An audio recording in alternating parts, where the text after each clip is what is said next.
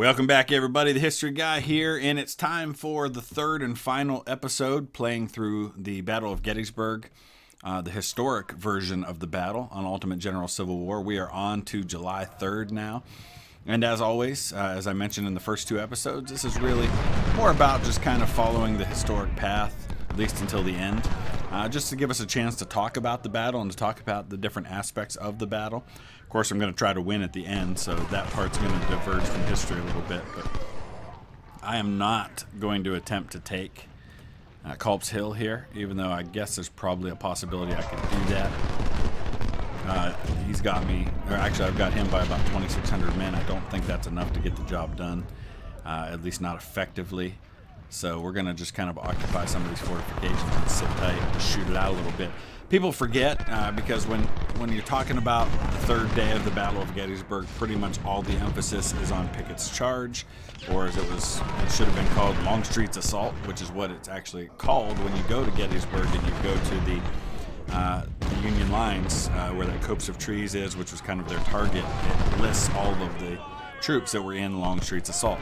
Kind of unfair to call it Pickett's charge, because Pickett was one of only one of three division commanders who were a part of that attack. But first, we've got to get through this part on Culp's Hill. This was kind of a little bit of an attack early in the morning on the 3rd of July, but nothing really ever came of it. And the main attack, by this point, Lee had pretty much already decided he was going to be attacking the center with the troops under Longstreet. Of course, there was also a couple of other fights that happened on July 3rd, and I guess we can talk about that too. There was what they call the Eastern Cavalry Battle, and we'll talk about that when we get a little further into the video. But there was also a cavalry attack that happened over on the Union left, down in the area around where the fighting had taken place on July 2nd. We're going to talk a little bit about that as well. But we're just kind of getting through this part to get to the good stuff, the part that y'all came for, which is Pickett's charge. By this point, Lee had attacked both flanks on July 2nd, and in typical Napoleonic tactic fashion, the expectation then was that he had attacked both flanks. The center had been depleted, at least in Lee's mind, to reinforce those flanks. So now the attack comes to the center. The problem, of course, is that Meade, the commander of the Union Army, knew that as well. So he fully expected there to be an attack on his center on July 3rd, and he was right about that. So we've got about 25 minutes to go here. And casualties are pretty even on both sides, I think. Obviously, this is a pretty no-win situation. So Lee comes up with this idea, and pretty much everybody except Lee, apparently, knew that it was a bad idea. The idea being to send this mass of troops toward the center of the Union line where he thought they were weak. He thought there'd be an opportunity to exploit. Of course, the problem was he was advancing over a mile of open ground, uphill against a kind of a sloping attack at a area that was defended with a stone wall and lots of artillery. His first mistake was thinking he could drive off the artillery. Of course, that didn't happen. So I think we're about ready to go to that part of the battle now. So here we go. So it looks like we're going to be taking, or we've got available to us 30,000 men. He's got 18,000.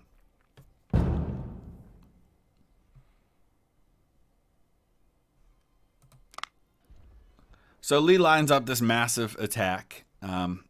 Tons of artillery lined up in this area here. The idea being that they're going to weaken this center, where the Union center is, and they're going to eventually be able to drive them off. Now, this is where I diverge from history. I am going to push further to the south, where there's no stone wall. We can take South Cemetery Ridge and win this battle. So that's the route I'm going to take, but as I'm doing that, we will talk a little bit historically about the battle. Right here's Pickett's division. It's Garnett, Kemper, and Armistead, and this is how they were lined up. Armistead was in the rear, which is why he was able to breach the stone wall and very briefly get past that point. And there's a monument when you go to Gettysburg that shows you the point where Armistead made it through. Garnett had been was in really bad shape at this battle, had no business even fighting. But there had been an issue where his honor had been questioned by Stonewall Jackson. Of course, Stonewall Jackson died at Chancellorsville back in May, and so there was really no chance for Garnett to clear his name properly. And so it was basically felt that he had no choice but to go into this attack. He couldn't walk the mile, and so he decided to ride a horse, which made him an easy target. And Garnett disappeared. He was never seen again. He was probably killed in such a manner that he couldn't be identified on the battlefield. There were 3 divisions in this attack. The furthest to the right was Pickett down here. You also had divisions under Isaac Trimble and Johnston Pettigrew. Trimble was not a division commander going into this battle. He basically was kind of an extra general that didn't have a command, and so he was given this command on July 3rd for this attack. He was the guy who famously supposedly went to Robert E. Lee on the night of July 1st, just livid over the fact that they had not attacked Culp's Hill before the Union had a chance to occupy and fortify it. And there's that exchange. I don't know if it's in the movie Gettysburg or if it's just in the deleted scenes for the movie Gettysburg, where he goes up and he says, "Give me a division and I will take that hill." He says this to General Ewell, and he says that Ewell just stood there and didn't say anything. And then he said, "General Ewell, give me 1 brigade and I will take that hill." And Ewell said nothing. He just kind of stared off. And he said, finally, he said, "General Ewell, give me 1 regiment and I will take that hill." And he just stood there, and Kemper just loses his mind, and he goes to Lee, just begging him to do something. And he requests another command. He's not letting me select these units for some reason. I need to move these guys down this way. So Trimble is commanding one of the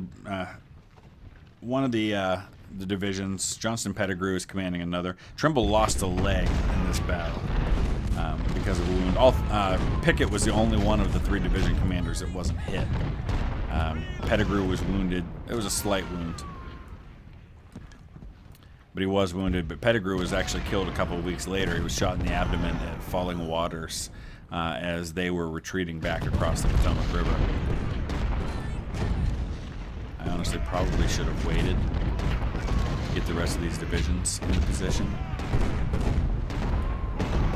It's amazing to me that among the units that fought in this attack was Archer's Brigade, which had been just devastated on July 1st.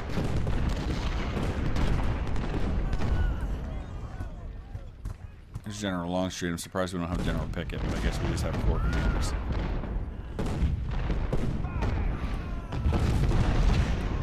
Now, speaking of flanking, there was part of what really devastated this attack for the Confederates was that as they closed in and they kind of narrowed their focus, the Union had regiments on either side that came out and started firing into their flanks. The 8th Ohio, I think, was up here on the north side. Stannard's Brigade came out. The Vermont Voice came out on this side.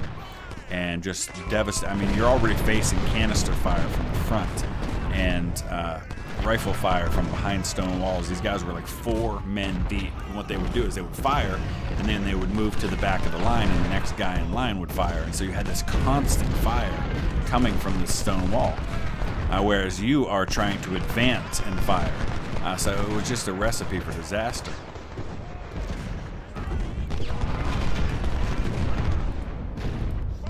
And the Union men were chanting Fredericksburg, Fredericksburg, because they had been on the other end of an attack like this when they had attacked the stone wall at Fredericksburg. And so now it was their turn to dish out a similar punishment, and so they took full advantage of that.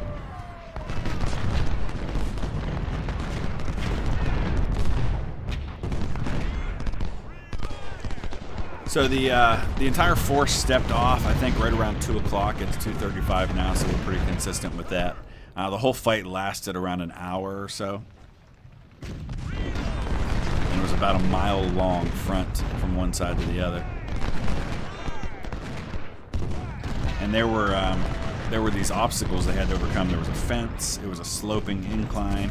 Of course, they're facing heavy artillery fire because they had hoped that they had actually, at the very least, driven the artillery off and that the artillery had been taken to the rear. But the problem was most of the Confederate artillery barrage actually missed its mark and landed behind the Union lines in this area here, like back around where Meade's headquarters was back here. So it really wasn't nearly as effective as they had hoped it was.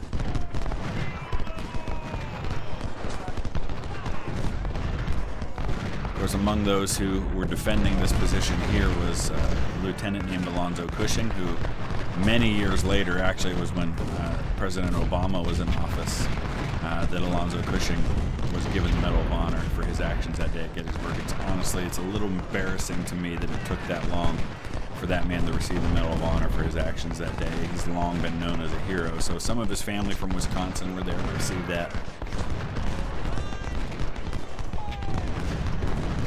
Yeah, so the 8th Ohio, there were about 160 Ohioans that came in from one side, and they were just kind of putting this devastating flanking fire on Brockenbrough's Virginians as they came in on this side.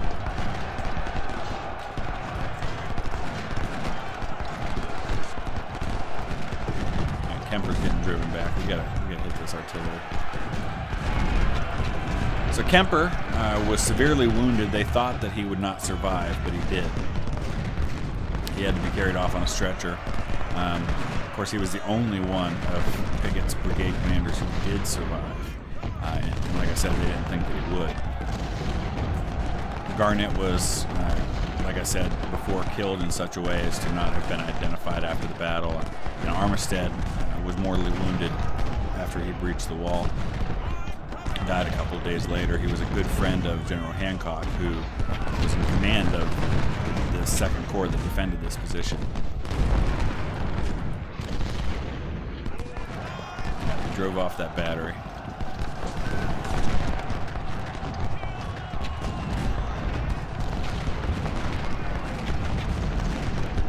Pettigrew's division up on this side had 1,600 rounds of artillery fired at it during the battle. Imagine that. Just imagine how devastating that fire must have been. That one division received 1,600 rounds of artillery in an hour.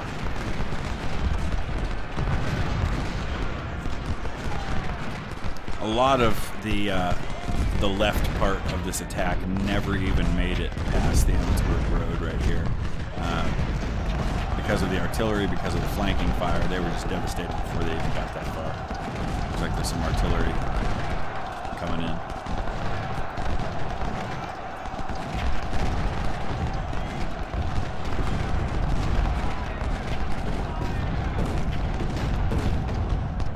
So the Union lost about 1,500 men defending against Pickett's charge.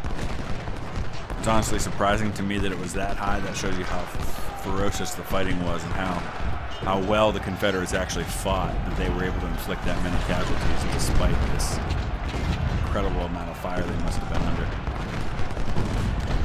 Let's take out this battery. Now the Confederates lost something like 6,500 men. It's amazing to me that it wasn't much more one-sided than that.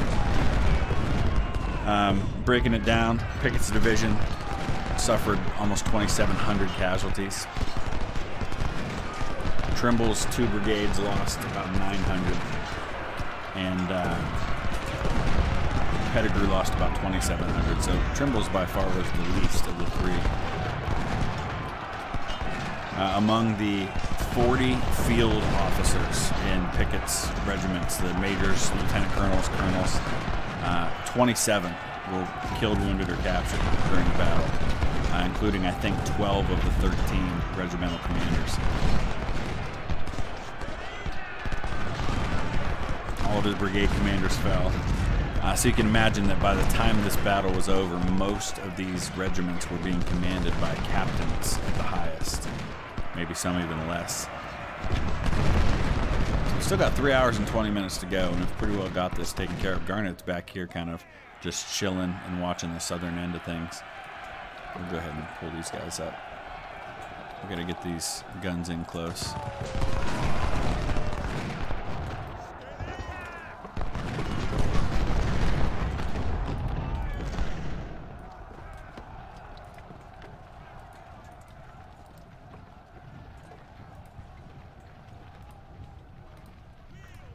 things are a little quieter on the battlefield now. Here's Mahoney. Let's bring him in down this way. We'll start advancing these guys up.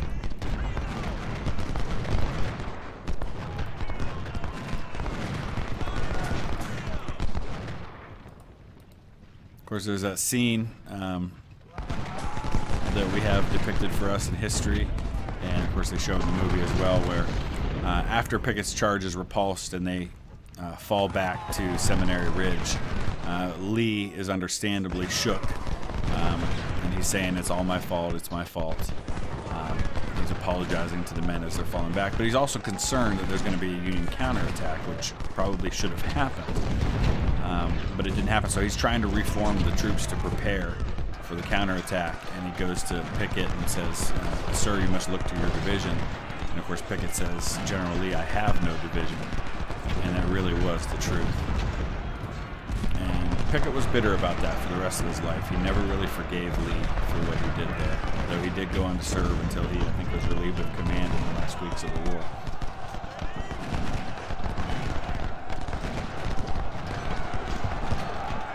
Yeah, so we gotta watch. He's got reinforcements coming in right here. Send Meade to deal with that too.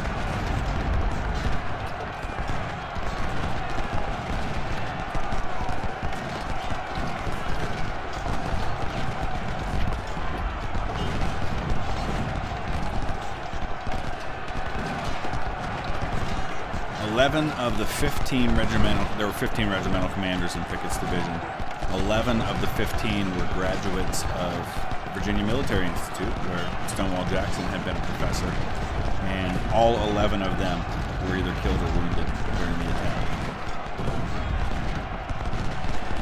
attack. So, in the meantime, while all of this is going on, Stewart's Cavalry Corps is sent around, and they're about 4 miles east of here, on kind of an attack to kind of come at the Union from the rear, and it was pretty unsuccessful. They were stopped by cavalry under the command of General David Gregg, and there's a battlefield there they call it the East Cavalry Field, and that was a place that newly appointed brigade commander George Armstrong Custer made a name for himself with a really brave charge that he led. People don't really study that a whole lot, I don't think, that East Cavalry Field and the battle that took place there. Stewart's plan was to, like I said, get around. He tried to pin down some of the skirmishers that were under men, including Custer, and then try to do a little flanking attack of his own during that cavalry fight. Of course, it didn't work out that way. The skirmishers were armed with Spencer repeating rifles, which certainly helped a lot. And that started around 1 o'clock, so that battle actually started, I think, while the artillery barrage was still going on over here, because that was about an hour before Pickett's charge kind of stepped off. We really don't need to do anything but sit tight right here. Custer counterattacks during that cavalry attack with the 7th Michigan, and of course he personally leads because that's what he did. He was kind of that brash young officer, very brave guy. And he led, he yells, "Come on, you Wolverines," and just leads this attack by the 7th Michigan.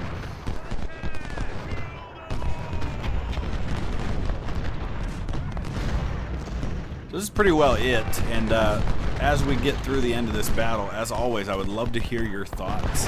I think most of us can agree that Pickett's charge was a bad idea. I think General Longstreet acknowledged that and argued vehemently against it, as he had against any attack during the battle. His whole idea the whole time was, we need to disengage, we need to go set up a defensive position on ground of our choosing and force the Union to attack us. And you know they would have, because that's how it had always been. And especially now that the Confederates were on Union soil. If they could have kind of positioned themselves on good defensive ground between the Union Army and Washington, I think that probably would have been the ideal situation. But Lee wanted to end the war. He wanted a decisive blow. He wanted to win a major victory in the North, and force the Union to sue for peace. I think everybody on both sides recognized that the longer the war went on, the worse it was going to be for the Confederates. So the Confederates needed that knockout blow. They needed to drive Union morale to the point where they were willing to sue for peace, that it wasn't worth it. It's kind of the same strategy that that the United States had during the Revolutionary War. We were never going to compete with the resources of the British Empire. It just wasn't possible.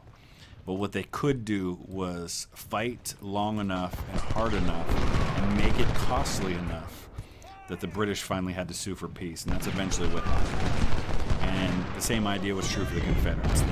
They needed an ally like the Americans had during the Revolution. They didn't get it, but they needed to make it costly, unbearably costly, and it was. But the Union never gave up their resolve. Credit the Union for that. The North, they fought and fought and fought, and no matter how bloody and how devastating the war got, they did not give up until it was won.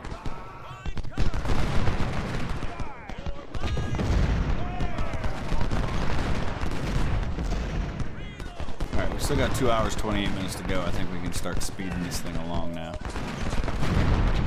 Oh, Wolford's getting kind of torn up here. I'm gonna get these guns over here.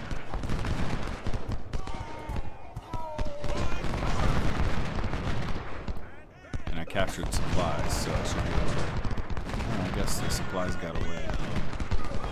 Alright, do we have supply anywhere? No?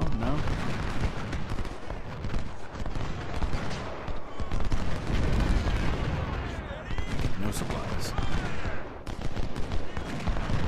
Guess we'll just do the best we can with what I've got.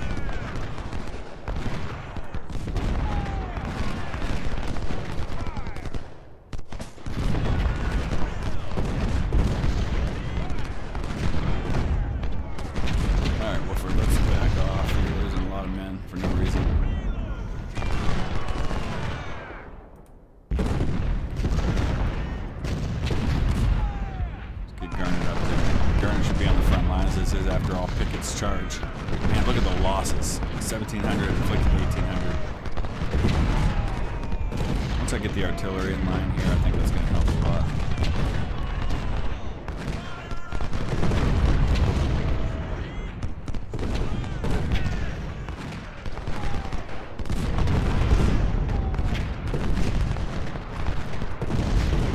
I'm going to light Webb up till he disappears.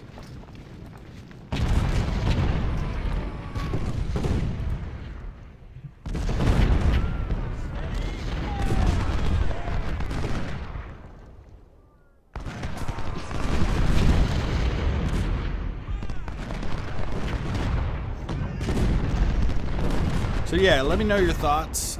Use the comment section below. Let's talk about July 3rd. What happened?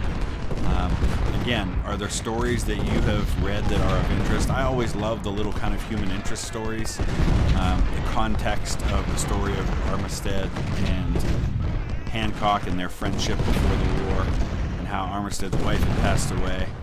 And so it was really just Armistead and his friend Hancock, and so he leaves a package with General Longstreet before the attack the night before, asking that in the event of his death that it be sent to the Hancock family. So it was sent to Elmira Hancock, who was General Hancock's wife. Because General Hancock was severely wounded during the defense of this attack.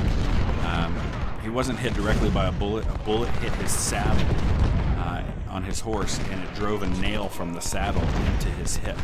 And a hip injury was nothing to laugh at. I mean, it was a pretty severe injury, and it was thought for a while that it could be pretty serious. And I wonder if Armistead's last dying thoughts were that possibly his friend was going to die too. All we got to do is sit tight now. We've got what we need to do to win this. Cemetery Ridge, lose less than 50% of the army, etc.